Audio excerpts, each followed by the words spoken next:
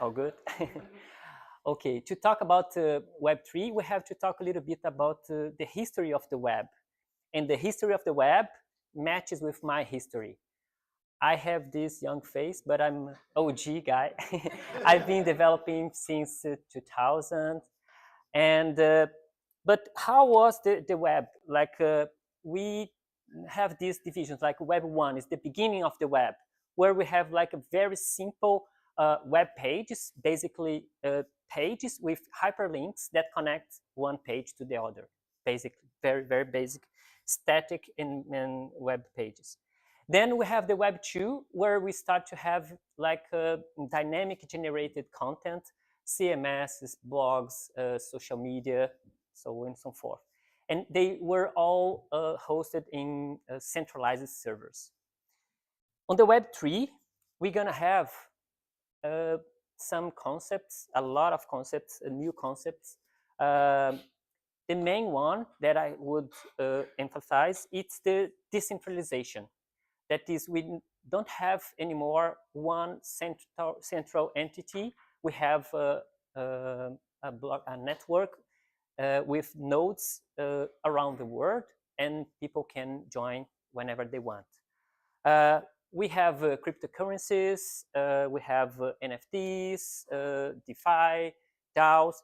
There are a lot of topics that today, unfortunately, it's impossible for me to go deep into them. So today I'm going to focus more on the blockchain. That is the backbone of the Web3. And all these concepts, they are possible because of the smart contracts. Smart contracts are nothing more than code that we write and we deploy them into the blockchain. And in the blockchain, we have virtual machines that will run this code as soon as people interact with it or other machines interact with it. So if we could talk about like the basics of Web3 on A, B, C, D, Web3, the A for me, it will be autonomy. Like we got rid of the middleman. We don't need an entity, a central entity to do things. We run in a blockchain, in a network that is open, and you don't have to ask permission to do things. Blockchain. What is the blockchain? Blockchain is a distributed ledger where you have blocks that are connected each other, forming a chain. Like if you have a block that is connected to the previous one, in one block you have all the transactions that you have in this block. You have announced, you have the hash of this the previous one. So that's the reason it's called blockchain, chain of blocks, because the second one always have the hash that has the content of the previous one. So there's no way for you to change data or to inject some malicious code into the blockchain. And as we don't have the middleman, the central entity, we have to find a way to allow the network to work, and we use code to do it. We use cryptography to do it, and then it ensures like the integrity and the security of the network, making it resistant to tampering and fraud. And the decentralization, again, that is the main topic. It's to spread the power, not only one entity. Like we have many actors that can join and participate openly. When we talk about security and privacy in Web3, there's no rollback. It means if you write on the blockchain, you cannot change the data. You cannot delete the data. As I explained it, you have blocks that are mined one after the other, and you have a chain. So there's no way to change the data, because if you change the previous data, you change the whole sequence of blocks. So if you write there, it's there. And there's no a toll free to call as well. Just like we grow up, we make mistakes, and you have to deal with the consequences, right? With great power comes great responsibility. And it is the aspect of decentralization and permissionless, what it means to be permissionless. You don't have to ask anyone to transfer money. How many times you want to transfer money to your friend and the bank was out, or you have to wait until the next day? On the blockchain, there's nothing like that. It's 24/7. You transfer the amount you want, and you don't have to ask anyone to be part of the network. You can have your computer. Sometimes you have to have a special hardware to run it. You install a software, and you're part of the community. You're part of the blockchain. And then we have the trustless concept. That is, we don't have to trust anyone. You can verify everything that is on the blockchain, because a blockchain, we have private and public blockchains. Today, I'm going to talking just about the public ones, where anyone can go and verify everything. So you don't have to trust. You can go there and check all the transactions, from whom was sent the transaction, the amount, and everything that happened. It's open to anyone, inspect and verify. Okay, Kadu, and now everything that I learned on Web 1, Web 2, now you come with Web 3, so I have to learn everything from scratch? Not exactly, because the challenges, they are according to each one of the development of the web. For example, in the Web 1, we had like limited design capabilities, right? These not many colors. We didn't have like CSS properly. We didn't have JavaScript, so we didn't have like interactivity and no standards. So everyone who was developing in the beginning, not many people, mostly companies, they were building almost the same type of things, because you didn't have standards. Then we have the Web 2. So things start to get more exciting, right? JavaScript frameworks, jQuery, pop-ups everywhere. But with this, we increased it a lot on the front-end side, the bundle size of the page. So we have to download a lot of stuff like web fonts, a lot of CSS, a lot of JavaScript. So the performance was compromised as well. And with this, new APIs, new user-generated content, we have some issues like cross-site scripting, cross-site request forwarding, yes. And on the Web3, the decentralization, at the same time, it's a good thing.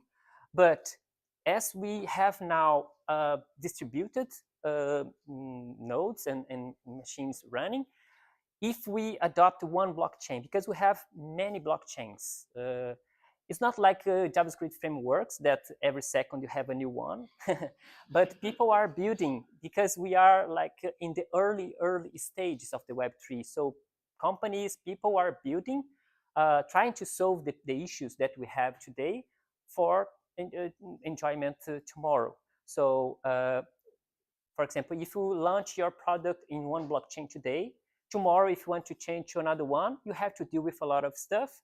They are trying to solve this issue, but it's a challenge. The user experience, in my opinion, it's just like the web at the beginning, you know? It's not pleasant at all. Some websites, like the developers, they don't care. It seems that they don't care much.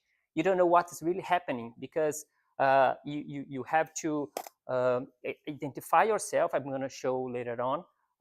With a wallet, you have to confirm the transaction that the application will take, for example, funds from your wallet to pay for the transactions, because as we don't have the middleman, someone has to pay for the fees so the network can work, right? Nothing's for free. And we have the issue of actually is a blockchain they call trilemma. it's kind of a triangle like this. When you have the scalability, you have the security, and you have the decentralization. So the blockchains, they are in or here or here or here. It's just like if you want to build a software, it can be good, it can be cheap, and can be fast. So there's no, you have to find, each blockchain will focus in one of these aspects and solve different problems, different issues. Okay, and it's nice, it's a new technology, it's the revolution. Why do I call revolution as well? Because for me, we are talking about not only new applications, right? We are talking about a new financial system. That is, for me, is the main thing, and it's a permissionless. So anyone, for example, if you try to open a bank account, I'm an immigrant here. I used to live in Ukraine. The war started. I came to open a bank account here. For me, it's difficult. On the Web3, I create a wallet. I'm there. I don't have to show my ID. I don't have to show anything. I just open my account, and I'm part of the network. So if we take, I took like the three, the five biggest big techs, and see how is the market cap of them today. Like Microsoft, Nvidia, and Apple, it's around $3 trillion. On the blockchain, Bitcoin, that is the biggest one, is just 1.3. What it means, there's a lot of opportunities for us to build things and to enjoy these opportunities. But it's an interesting thing. It's, for example, the difference between the Microsoft, Nvidia, and Apple, for example, is almost 3 trillions. But if you take Bitcoin for the second one, that is Ethereum, it's less than half. And then from Ethereum to Tether, it's 4 times. It means there's a lot of gaps that has to be filled by projects, by you, that you build things to solve the issues that we have to build.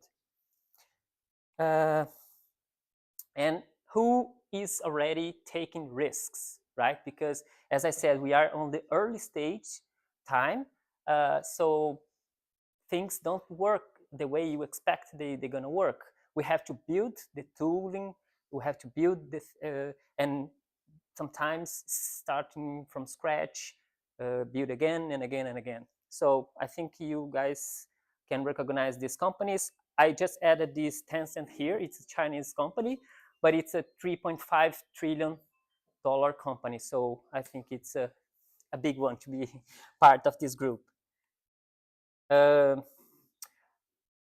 Any doubts so far?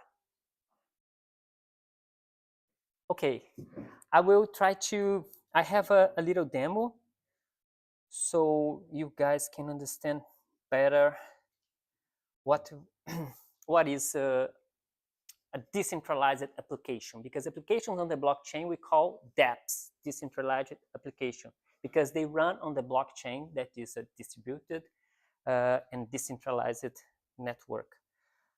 To participate and to interact with the blockchain, you have to have a wallet. A wallet will identify you on the network.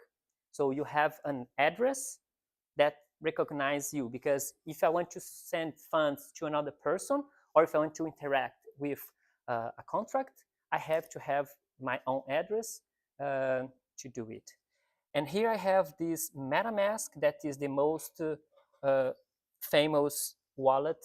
It's a extension that you can install on your Chrome, Edge, Firefox, whatever. And here you can choose, because as I said, we have different issues, different problems, and different companies coming up with solutions to solve different problems. So you have different blockchains. The most common one, like that people are developing, is on Ethereum. And here we have the main nets, where we used to call them the main nets, that one that is in the production, let's see, production environment. But we have like a staging environment as well, and they used to call it test nets. So the Sepolia, it's a test net for Ethereum. So this is the one where we're gonna deploy this application, and we're gonna interact with it with a simple front-end application, so you guys can understand better how it works. Okay, I have here, because in the same wallet you can have different accounts, right? So here I have three that I'm gonna use today, just to demo the application. First, I'm gonna open here.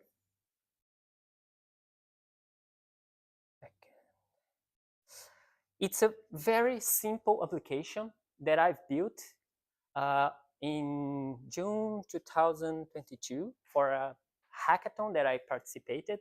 Because as I told you guys, I used to live in Ukraine. When the war started, I came to Portugal and I was not feeling well. As you can imagine. So I decided I cannot work, I cannot do much stuff. So what can I do? I can study, because I know that this I can use later on. So that's what I did. And then I started to study about blockchain, and I got into this hackathon, and I developed this hack list that is a very simple application where you can you create a hackathon and you define how many hackers you want to participate in this hackathon, and the hackers will come and apply to this hackathon. Very, very simple. And then I have here two applications, like the backend part, that is the smart contract that we're gonna deploy to the blockchain. And then we're gonna have the front end as well, that is a Next.js application that uses nothing special from Next. It's just like, because at that time I was using Next, but it's a React application, basically. So here, let's just take a quick look in the contract so you guys can have a look. Solidity is the language where you can develop smart contracts on the Ethereum virtual machine. So here at the beginning, you define the version that you want to use. Here's the name of the contract, some variables, for example, the number of the addresses, the max number of addresses that I'm going to allow, and then a mapping where I'm going to put all the hackers that I want in this specific hackathon. So for each hackathon, I'm going to deploy a new contract. And here I have the constructor where I can set how many hackers I want in this specific hackathon. And here, a very simple function just to add the hacker into the mapping. Here I do some checks to see if the user is already in the mapping. If I check here as well, if the user if the list is already full. And here, if it's not, I can pick, because on the blockchain, the user, through the wallet, it interacts with the contract. So with this message sender here, is the user who is connected to the blockchain interacting with my contract. So I can know the user address, and then I can save it here. And here I increase the list. It's a very basic contract. And here I have a simple script as well to deploy the contract to the blockchain. Just out of curiosity, like we pick here the name of the contract. Here we just log that we are deploying. And here I call the method deploy of this. I'm using this hard hat, that is a framework for working with smart contracts.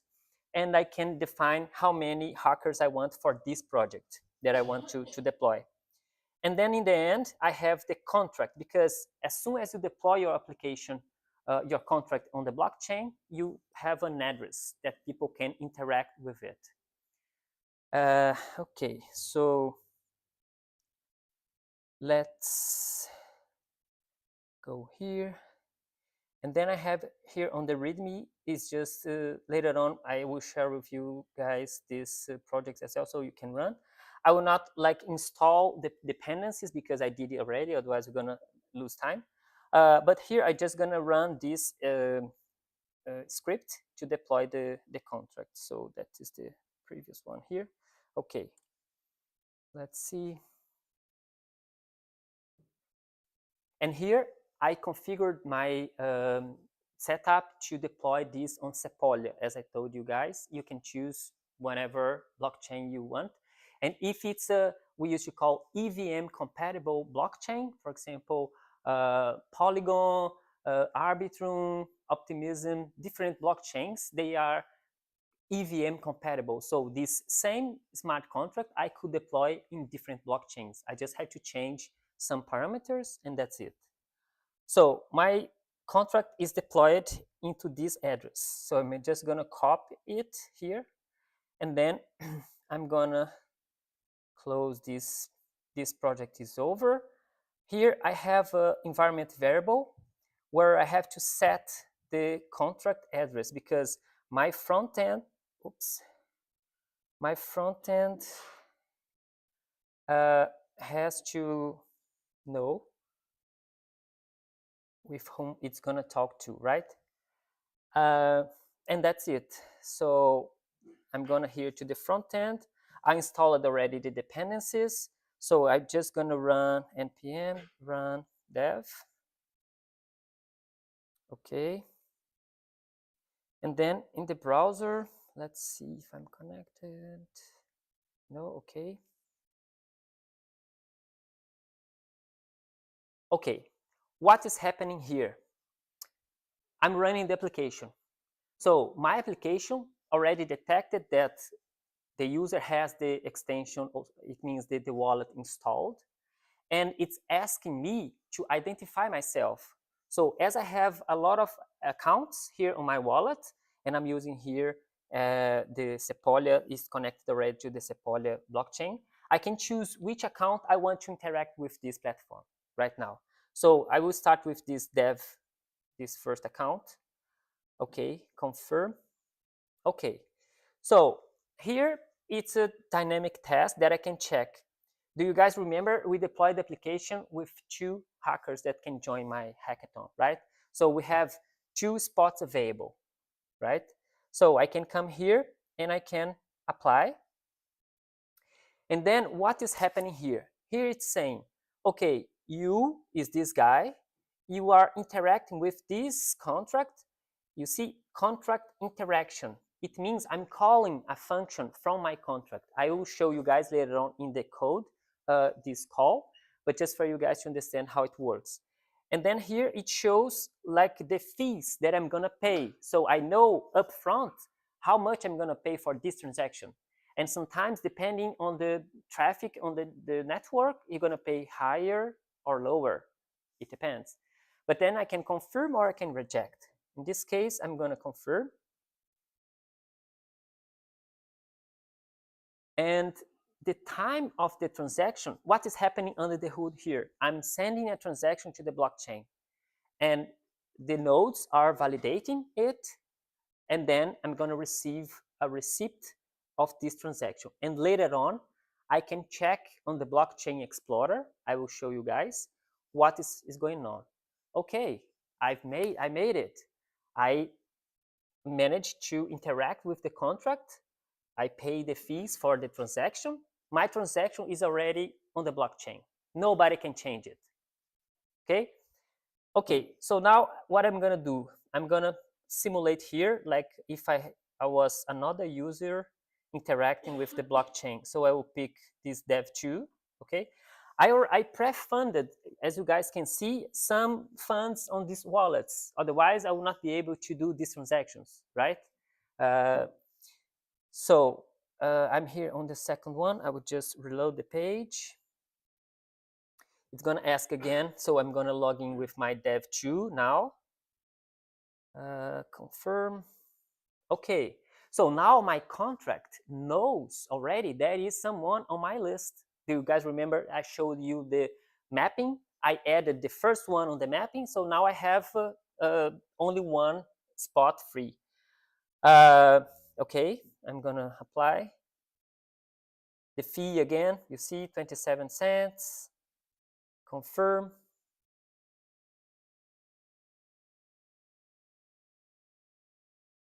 And that's it. Sometimes it takes longer, sometimes it's faster, especially when we talk about a test net. Sometimes it's broken. and you think there's some error on your code, and no, it's on the blockchain. So bear with me. You have to be resilient. Okay, I made it. So I cannot add anyone on this smart contract because I defined that only 2 could participate, right? So if I come here, if I try to connect another user, for example, the dev3, and I try to access the page, the application, it should not allow, okay, I'm late for the party.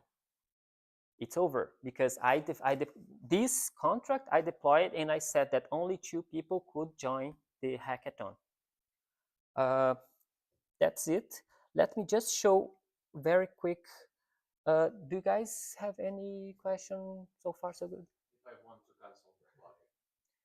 If you want to cancel the party? Yes, I am one of the hackers in hackathon, and blockchain contract cannot be changed. In this specific situation, I want to cancel my participation in such perfect party. Yeah, the thing is, the way as I showed, like the contract is very, very simple. We have only one function, that to add people. If I want to take out people, I could create a new method and I will take the index from this specific user from the mapping. I could do this, but this is just like to show a very simple application. But you could do. In blockchain, it works like block after block after block. Yeah. So it's like the new block of removing some person from the smart contract. Yes. Yes. Also block. Yeah, because the thing is, it will be a new transaction. Yeah. So you can have a state in the blockchain. As I created these variables here in the contract, let me open here so I can explain better. You have this mapping here, this mapping, you see? So I can add things in the mapping and I can take things from the mapping. But each time I change this, it's a new transaction. So it's there. It becomes part of the ledger of the history. So yes. Exactly. It's all there for anyone. Go there and inspect and verify. Like git reverts, you see it in the history of the opposite commit, as it were. Yeah, you cannot really revert, but you have the transaction there. So you're gonna see I'm gonna show here on the Blockchain Explorer. You can see the call to this specific method here that is add to hack list. And if I had one remove from the list, you're gonna see a call to this specific method from this wallet to this contract. It's all there in the blockchain.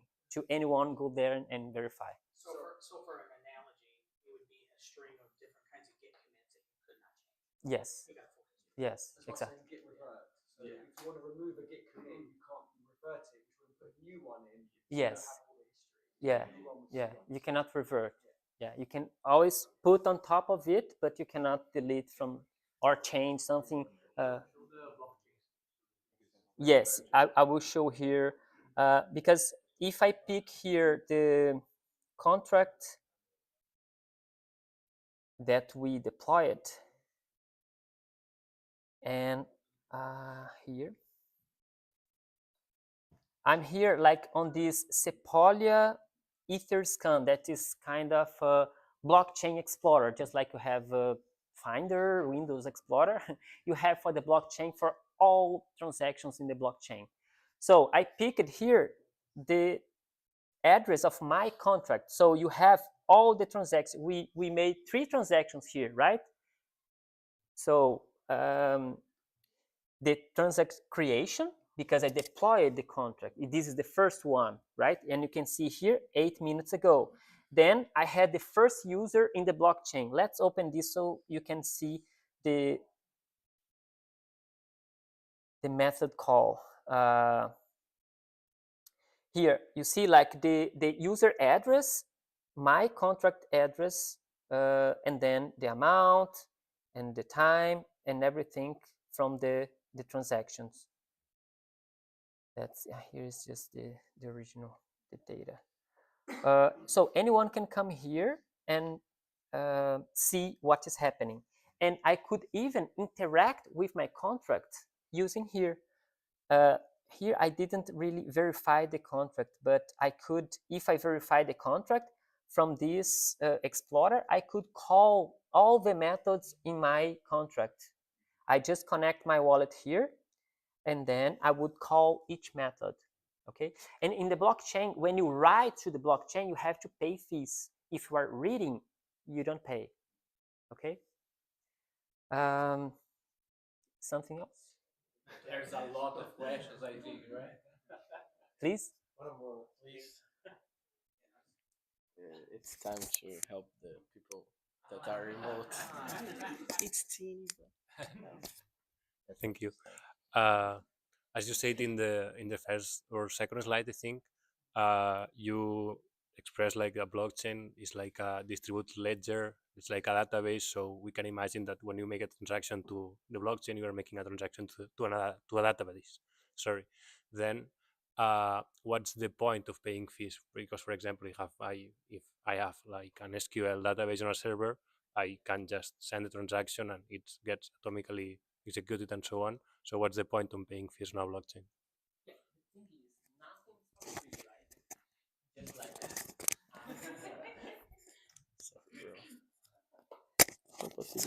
right? Just like that. The thing is, in reality, nothing's for free.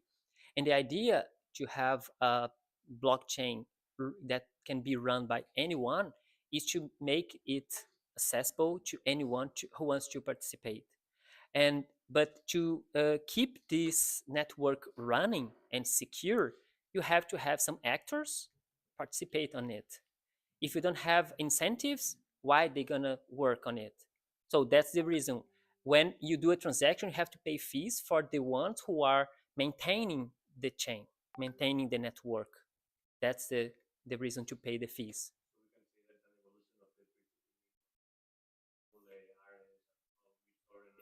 Exactly. And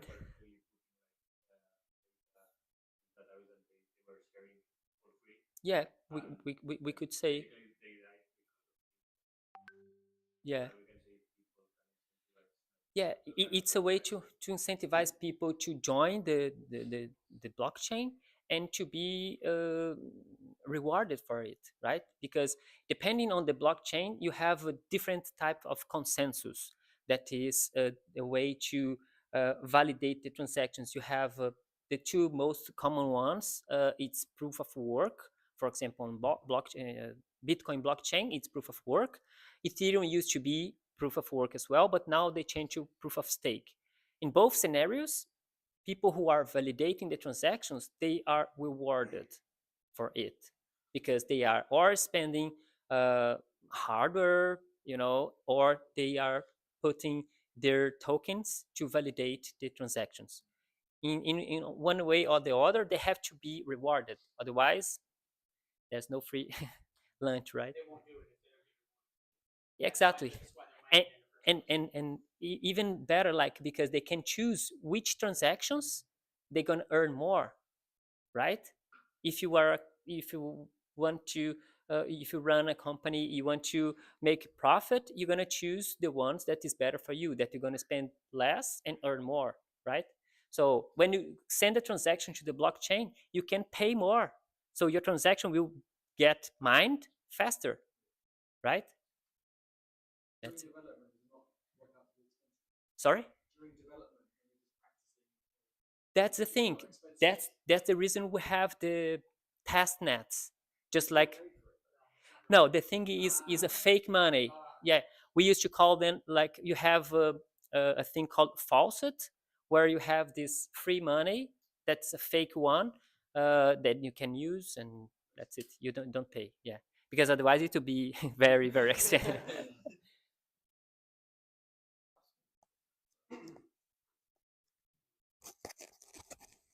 As far as I understand, smart contracts can interact with other smart contracts, right? And since every transactions cost money, I bet there is a possibility of some bug exists and which can lead to overspend. So, or at least if there are gonna be too many transactions, we're gonna spend too much. So, are there any techniques to save some, to reduce the costs, or I don't know, to just prevent overspending? Yeah, there's a lot of ways for you to optimize the transactions as well, and you can have some oracles or some relays that can, for example, pay for the transactions to the users. It's kind of a new concept, but we have um, a proposal that is you can, for example, you have a game, right? And you don't want your users to pay every time they collect something inside the game. So you can, as a company, as a the game creator, you can put some money in the smart contract in a relay, and every transaction that happens inside the game, it's gonna be paid by this relay. You know, so people can enjoy the game, and but in the end, someone has to pay because for the transaction to be in the blockchain, someone has to validate, and it's a work, and it has to be paid, right? Does it reduce decentralization? Those oracles and relays?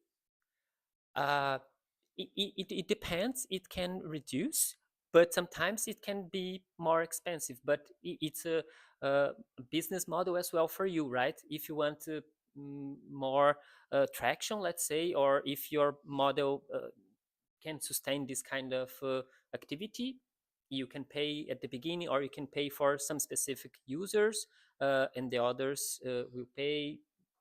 And it will depend on the business model of your application. You can control the spending through the Soul language itself, though, can't you? If I remember right, Sorry? can't you put limits on if it has to reach a particular threshold before you decide to actually let it go through and spend it? If I remember right, through the language. Yes. Yeah. You put like a guess. Yeah. And when you as a user are going to confirm the transaction, you can define if you want to accept or not. And if you want to pay a little bit higher price, your transaction will be mined first. But if it's a smart contract, you can define as well in the relay, depending on the relay you are using, like the limits for each transaction. Guys, next question. No, we can do the two, I think. Okay, so let's say I picked Ethereum for making my Web3 application, and then with time, the blockchain itself became expensive and transactions are very costly. So, is there a way for me to continue using this blockchain, or will it eventually become not possible if the blockchain is too expensive? And if there is no way, if there is a way, is there a way to also switch, for example, to a layer 2 solution? For example, for Bitcoin, you have the Lightning Network, and I believe Ethereum switched to the proof of stake because of the same reason, the cost of the transactions. But let's say I wanted some proof of work solution. Is it possible to continue with application with an application in the same network? Yeah, when you have on Ethereum, for example, you have Ethereum EVM compatible blockchains. For example, Polygon, Optimism, Arbitrum, and so this same contract that I deployed on Sepolia, that is the testnet for Ethereum, I could deploy on Mumbai, that is a testnet for Polygon. Not big deal. It's exactly the same. I just change a configuration there that instead of deploying on Sepolia, deploy on Mumbai. And the cost is on the, as you said, we have what we call layer one blockchains, that is Ethereum, Bitcoin, and we have on top of it other blockchains trying to solve issues about scalability as that triangle, that the trilemma, or scalability or decentralization or security. We have Polygon, we have Arbitrum, that is layer 2 blockchains, but they are on top of Ethereum. So they use the security and all the infrastructure of Ethereum, but in another level. So will I still be able to migrate all the data, all the systems that I had on one blockchain to another? The data will be on that blockchain, right? So it's not possible for you to. as I said, like it's a block, so there's no way to change it. If it's there, it's there. If you want to migrate to another blockchain, it will start over. But of course, you have ways to, for example, compensate people who has a history on your previous blockchain. You do what we used to call like a snapshot. So from this time, you say, okay, 10 people used my blockchain. So I will reward these 10 people with 100 token on my new blockchain. This happens. And there's a thing to incentivize you guys that is called airdrops, that they do exactly like this. They are launching, or you are launching your new application, your new dApp, game, decentralized exchange, or it doesn't matter. People will start using it, even on a test net. And then when you're going to launch it, you do a snapshot. Okay, people who used my application from this time until this day, I will reward them. And some airdrops, they are very, very good, you know? So it's an incentive for you to use these new platforms as well and make some money. Who doesn't like it, right? Because, oh, next one. Next question. Who? Okay. So the information on the blockchain, okay, we are understood that that's there forever. So you use those accounts to register for the hacking contest. So what kind of information can we get for the real person that is using the blockchain? For example, can you get the person's name, real name, or whatever? Yeah, you can have different types of information. You can have integer, you can have string, you can have different types. That will be just like you save in a database, you have different types. On the blockchain, you have some different types as well. It will depend on the desire and of your application.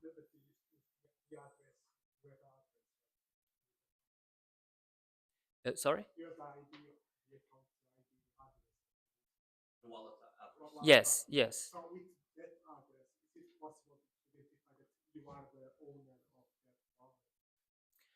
that wallet? Yeah, the thing is, the wallet is the way, is your identification on the blockchain. You can have multiple, as I showed you, dev 1, 2, 3. So every time you interact with the blockchain with one address, that is your identity. So your history will be attached to this address. If you use another one, it will be another one. So every interaction you do with a contract or you send money to another wallet, it will be related to this address. About China You can and link see, the and see person that to the wallet. and see yeah, that's it. You can link the person to the wallet. Like who is doing Oh, that? okay. Could you look at transaction history and say, "Oh, that address is me. Oh, Yeah. I know where he lives." and The it's thing, me."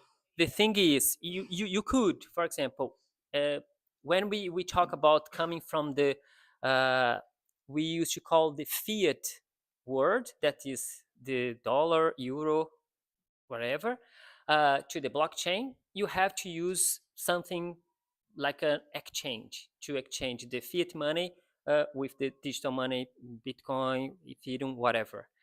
And in this centralized exchange, they are just like banks. When you go to a bank to open a bank account, you have to give your mother name, your dog name, whatever, right? It's the same. They're gonna ask you the same shit. So they can connect you to the address. But I could come here, I could open a new wallet on MetaMask, and I'm in. I just have to send funds maybe from another wallet to this wallet. There's no way to, connect me to anything. That's the privacy that you have. That's it.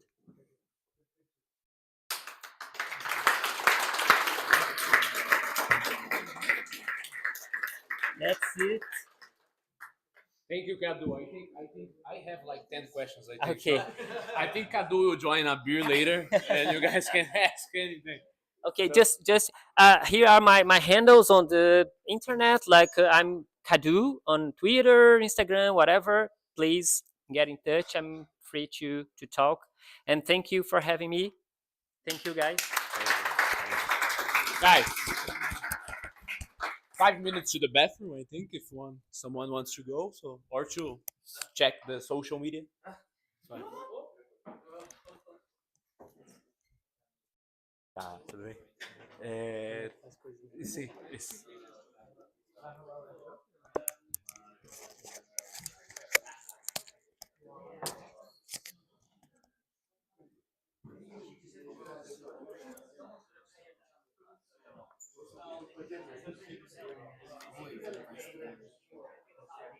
Hello.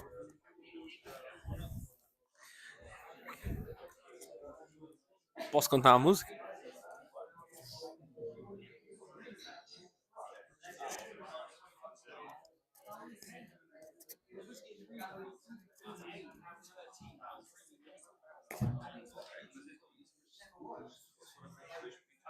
Ô, Cadu, isso aqui é. Esse aqui é daqui, né?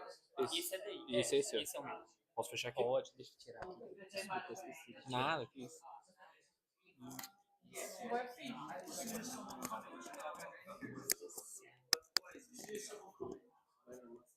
Luiz, como que desliga aqui? É o e-mail, né? Vai deixar ligado? Tá ligado. Oi, se tiver alguém me vendo, oi. Isso tá funcionando? Eu não via nada. Não, então, tá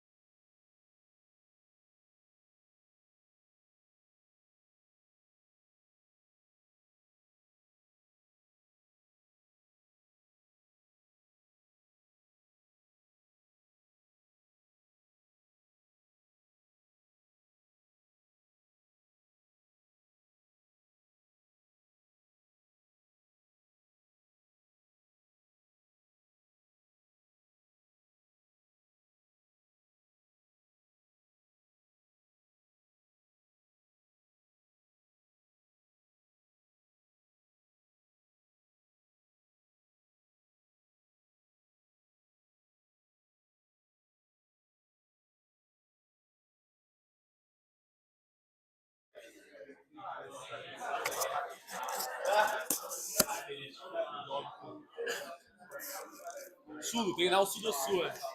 Não fica no ciúme, tá? That's Com licença, viu? Precisamos de um homem desse.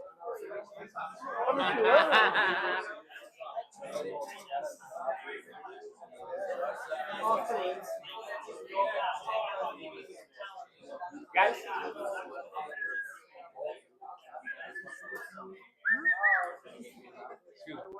so guys, let's go to our second talk of today.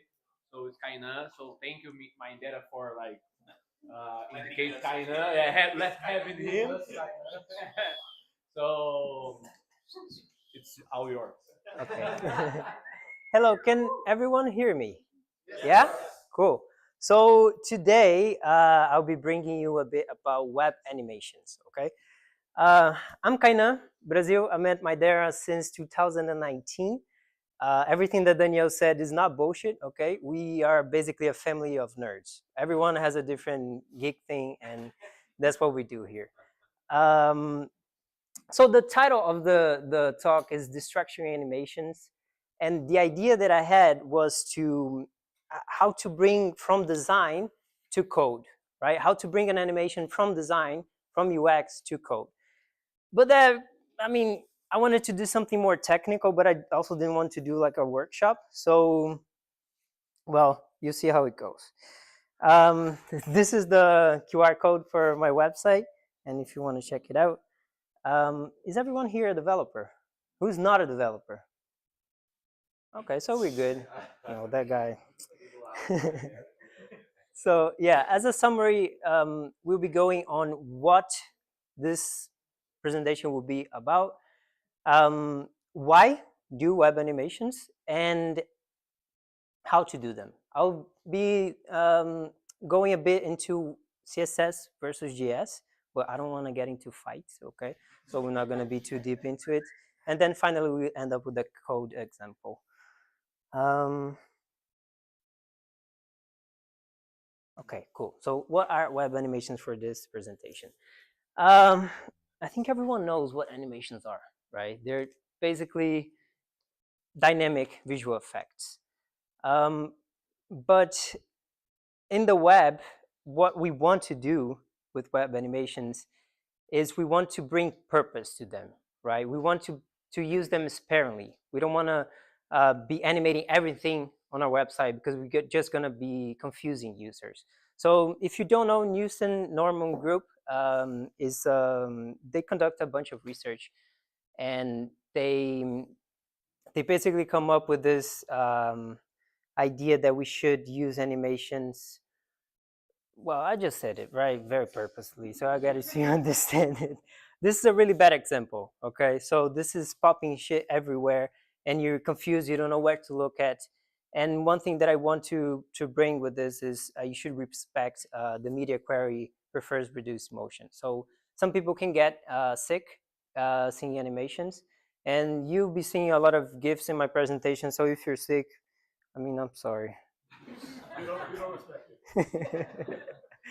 So why bother with animations? I know they can get really complicated.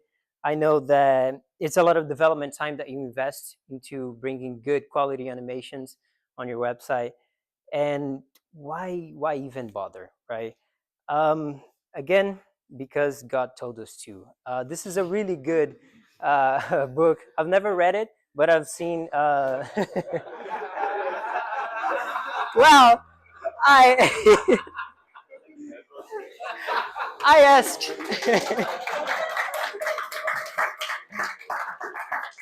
Well, I asked ChatGPT to make a summary, so I think it's the same thing. Jacob Nielsen wrote this book in 1993. It basically showcases a bunch of research that was done on how to make your engineering towards your user, right? Because we tend to think that they're two separate things, technical wise, user wise. UX is not a developer, but actually everything's really tightly connected, right? In this picture, you can see this guy is building a bridge, not because he likes to, not because he just wants to, right? Say that Porto and Gaia has 20 something bridges across. You actually want to bring people from one side to the other. You actually need to think about who's going to be crossing this bridge? Is it going to be horses, trucks? So you want to build your technical solution around your user desires, right? So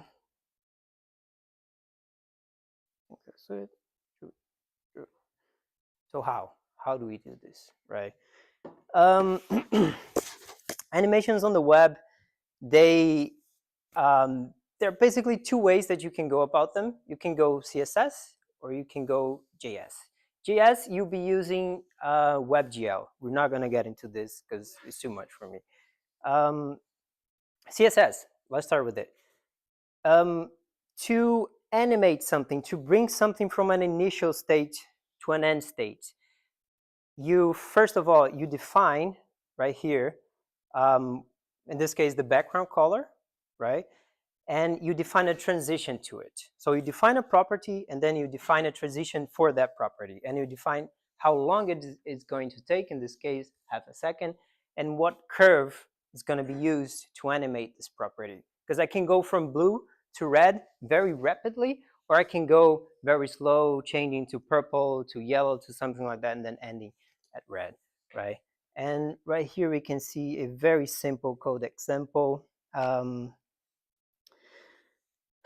This is the, this is the site, and you can see the animation that I'm showcasing here is this button. You can see it, right? Whenever I hover over this button, the border changes color, and it changes very rapidly. And I know this sounds really simple, but it's showcasing, right? And then if I add the transition property for the border color, taking a quarter of a second, following this curve, you can see that it's way smoother. I mean, right? And the other way of animating things with CSS is using keyframes. The name is really self-explanatory. Key, very important, frames. So you're basically defining a machine state and you're going through those states, right? And the way that you do this is you define the name for your animation and you define all the frames that you're going to be taking. You can use an alias for 0% from, so what you're animating from and what you're animating to. In this case, we're just animating the opacity, so we're doing like a fading effect, and we're applying this animation to this specific element, and it will take 2 seconds. So in this case right here, I just need to add this class to the button. I save it, and you see that it takes 2 seconds to appear on the screen. Very, very simple. Cool. Any questions so far? No, it's so simple. You guys don't have questions. So when it comes to JS animations, again, we have WebGL, but not talking about this, but we actually need to use JS when we want to orchestrate animations, right? So as you saw, I did the hover and then CSS supports it, cool. But if I want something more interactive, if I want an API call to be triggering an animation, then I need to use JS, right? And the way that you do this is basically using request animation frames, right? So let me see if I have my, whoop. Okay, yeah, you use request animations frame. And the way that this works is you are tapping into the layout, to the painting pipeline of the browser. So the browser has its own process that it needs to go through in order for things to be painted on your screen. And you need to tap into it saying, I want to animate this at this point. Because if you willy-nilly just change properties around, your site's not going to perform very great, right? It's not going to be very performant. And the user, which is, right, the goal, is going to be facing a really awkward experience. And the other thing that I have to say as well is using non-layout changing properties. So CSS, you can change anything. You can change color, you can change size, right? But if you start messing with things that change the layout of the page, again, you're gonna hurt your user experience. You're gonna make things jump around, make things push each other, and it's not gonna be pleasant. So the sort of focus of this talk is React Spring, which is a library for React, but it doesn't actually just work on the web. It works on native as well. It has a bunch of different platforms that it works in. And the idea behind React Spring is that, do you remember this curve? It can be very linear, it can be progressive, but the thing with the real world is that it's not one or the other, right? It's very fluid, and we obey laws of physics. So what the very smart guys at this library did is they created a curve that sort of mimics physics, right? And if you want to tweak it a bit, then you just pass parameters, right? No.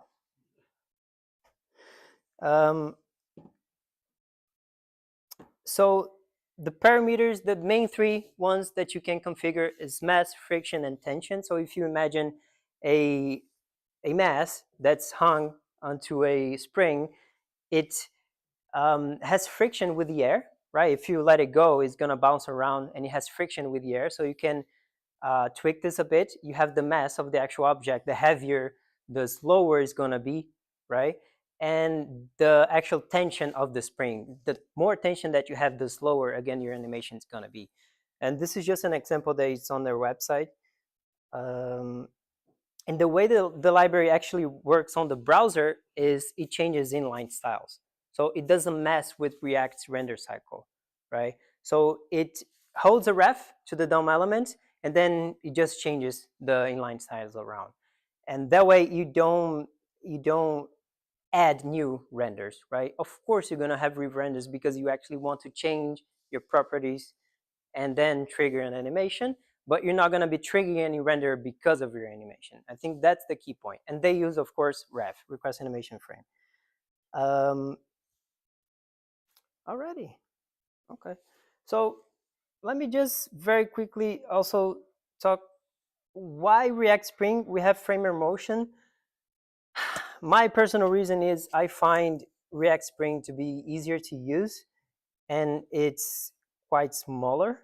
I mean, it's, I think, a third of the size of framer motion. I know some people don't really care about bundle size, but anyways, and their documentation is really good. I mean, they did a sort of rebrand on their doc site, and it looks very nice. And it really, if you go through, and I mean, if you're really trying to do this, just go through each step, because they explain some concepts that are really key, like what is a spring, refs, whatever. And the example, the code example that I'll be showing you guys is this very simple one. So this is the ChatGPT 4.0 presentation thing. And they have this big circle. That's when the AI is listening, right? And whenever it's talking, it sort of reacts to the amplitude of the voice of the AI. And do I have it running? Is it too small? Can you guys see it? Yeah? Yeah, okay. Okay, the letters, right? Okay, cool. So on the code example, I couldn't come up with a way to show this step by step because my learning process is really messy, but I mean, I'll try. Let's look at the code first. So this is a hook to start recording the audio on this computer. And whenever it detects that the amplitude of the voice grows, right, we return this prop, and then we feed it into the bar components. But it only starts recording once you hit this button right here, which is this big ball, this white ball. So, okay, cool. So the button. This is using Tailwind. I've done sort of the initial setup. And if you look at the animation, if you look at the ball, it sort of shrinks, right, to the bottom before the 4 bars come in. But it also, if you really pay attention to it, it also fades. So it uses 2 animations to do a visual effect. So first of all, let us do the shrinking. Does anyone have an idea how can I shrink something on the screen using CSS? Yes, thank you. Okay, so let's use scale. So with React Spring, the main hook that you're going to be using is uSpring, and in it you will define all the properties that you're going to be animating. So in this case, we're going to animate the transform property, and if the button will be clicked, right, whenever I click the button, I want it to shrink. So if the button is clicked, then I'm going to change transform to be scale 0. Otherwise, I'm going to scale 1, right, the default size. So because do you remember that React Spring actually doesn't mess with React itself, and it actually holds a reference to the DOM element, so it does its own interpolation on the style. So if you would just follow the documentation and place your shrink props right here, it wouldn't work because I'm overriding them just to center a div on the screen. Very hard problem. So what I want to do is actually interpolate them in here. So I'll say that on my shrink props, I have the transform property that I'm going to change. I'm going to get its value, and hopefully right here it will shrink. I don't know how laggy the screen is, but can you? Yeah, it's really fast, right? So let's try to slow this down. How can I slow this down? Well, I actually do have a ready configuration right here. So not only you pass the property that you want to animate, you pass how you want to animate it. So on the config prop for this hook, I have this right here, and actually they do provide some default config. So they have stiff right here, wobbly, gentle, so a few things that you can play around. This is actually a con, I think, for React Spring, that if you want to do animations that loop forever, springs don't really loop forever, right? They have friction, so they eventually slow down. So if you want something to actually be continuously looping, is kind of hard to orchestrate, because you want, whenever you end the animation, to begin again in a state that you don't see a jump, right? So you want it to end exactly where you began, and that's kind of hard to do with React Spring. But if I pass this configuration and I refresh, I think it's a bit better now, right? It's smoother. Cool. What else can I do? The fading also. So let's do the fade props, use Spring, and then what do I want to animate now? Nice, opacity. So opacity, and if it is clicked, I want to bring it to 0, otherwise 1. And I think it works with numbers as well.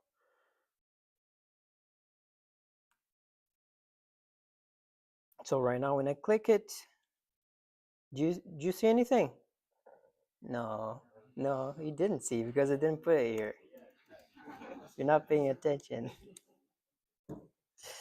Okay, so if I pass this into the style of my animated button, and you can see I import this from the React Spring, because again, they have the refs that they hold to the DOM elements.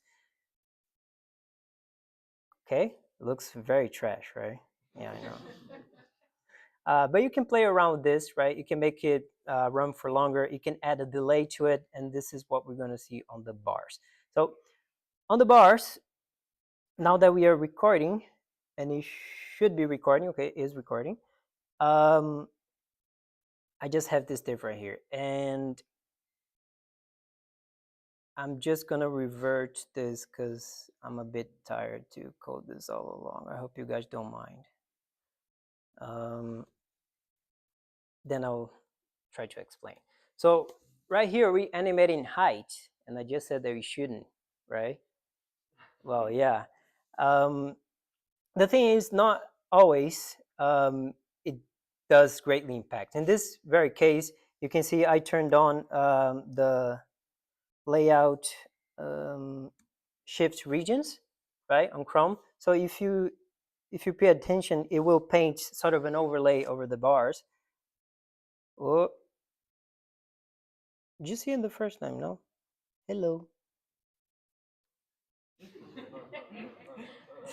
Well, it's a bit hard to show, but Chrome does highlight the areas that are pushing the layout around. In this case, I have the. Do you see? Do you see it? Oh, see, blue. Yeah, cool, cool. So in this case, I have it. I think I have the container. Where is it? I don't remember, but it the thing is, you have to take it case by case, right? So sometimes if you have things below it, you can be pushing them around. It can be causing a bad experience. But in this case, I don't think the user would mind too much. It'll be a bit tiresome to be animating the scale Y property, right? You could do that, I guess, but that's not what I did here.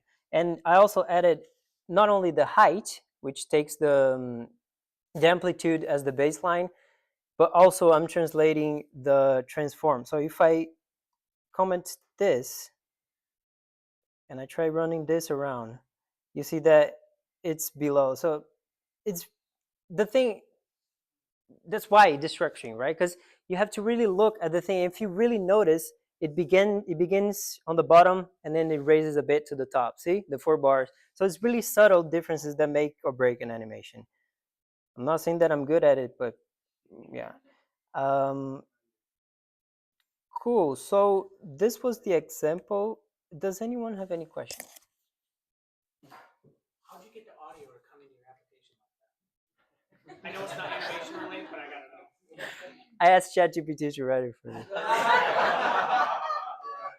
I'm not even kidding. This is all ChatGPT written. Yeah, but it's the audio context API. It's not that hard. Yeah. Any more questions? You- Like you said that a React Spring has a way to hook into the apps, and I didn't see any reps around. I imagine that is the animate something dot button that has the rep. What if I want to pass a custom rep? Is that supported? I'm not very sure actually. We can try it. Let me see. Yeah, it seems to be. But I think, yeah, you can. Yeah, well, I did actually see once. It was on a different hook because I'm only showcasing one hook right here, but you can have if you have, let's say, staggering animations, right? Like the lorem ipsum that I showed. You want to define one single property that you're gonna change, which I think was the opacity and the Y, but you want to do it as staggering, right? So you have this the imperative API is what they call, and you basically have a callback to whenever the animation is running, and there you can get the ref to the object. That I know, but I don't know if you pass here, it would work. I would assume so. Yeah. Also item ref. Cool. No questions. Cool. That's it. Sorry, man.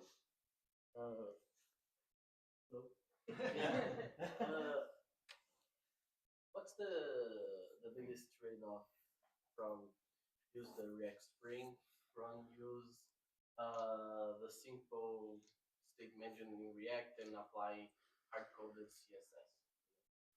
Because I know this is a simple example of animation, but I can see that I can do the same thing that you did, only use the state and the boolean on the classes and tailwind, or if you're gonna use style components, we can also pass a prop, whatever. Or tailwind. I like tailwind. I'm a tailwind team. It's like a religion. But yeah, I can see if it's a good option to install a dependency from use native stuff like CSS. Yeah, that's a really good question. First of all, I think I forgot to say, but React Spring is open source, MIT, so you're free to use, you're free to tweak, make money on it, and there's no trouble. But this is sort of the question: should I use Tailwind or Emotion? I mean, they both solve your problems, right? I think it depends on how you want to approach the problem. If you have a website that's really heavy on animations, you may want to have those animations following a certain pattern. So you want your config object to be the same. Maybe it's easier for you to define this in JavaScript, have a single config object that you can use around. But I think the main thing is the orchestration, right? As you said, you're gonna have to have a state hook to control the animation based on a prop changes, then you need to use effect. Now everything's blowing out, so you need to use memo. So you sort of solving all the problems that they did already, right? But I mean, it works. It works. If you use CSS, they use CSS behind the scenes, so I mean, it just works. It's and also I forgot to say this is a QR code for feedback, so I would really appreciate if you guys can, yeah, give your opinion there.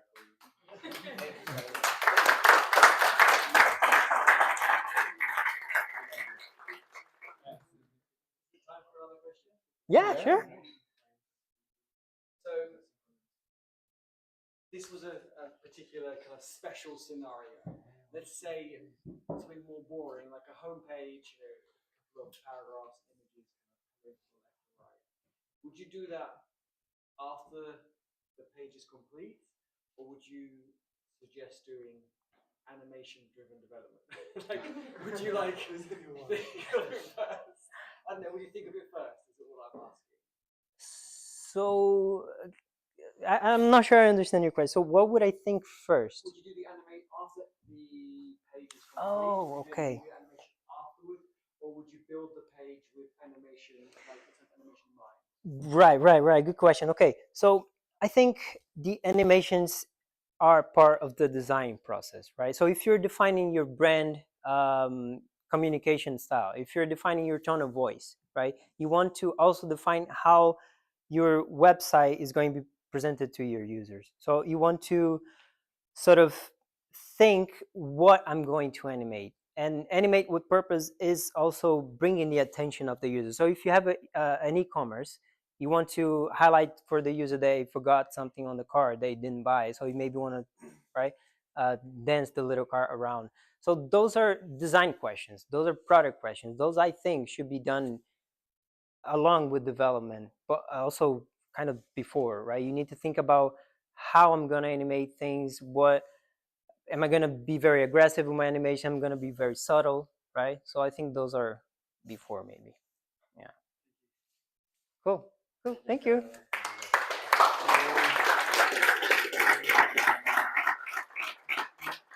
Okay, guys, I have just one more question before we wrap up. I think I remember now.